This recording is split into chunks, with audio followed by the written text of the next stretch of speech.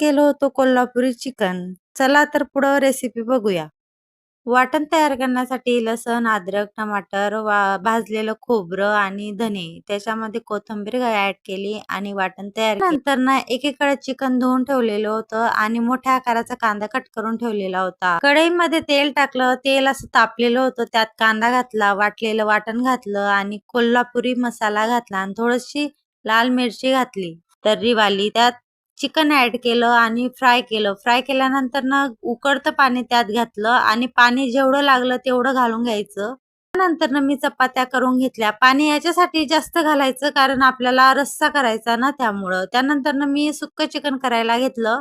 कांदा घातला, वाटण सगळं घालून घेतलं. रश्श्यामध्ये फक्त 1 चम्मच घातलं आणि कोल्हापुरी मसाला टाकला. त्यानंतर ना जे उकळलेलं पाणी होतं ना ते त्यात ॲड केलं.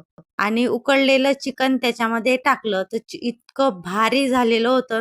आपलं चिकन रेडी होतं तर मी वाढायला घेतलं आणि सगळ्यांना चिकन आवडलेलं होतं. खाणारं कोण तर आम्ही 3घच जण होते आणि आई दूध पोळी खात होत्या. तुम्हाला ही रेसिपी कशी वाटली कमेंटमध्ये नक्की सांगा.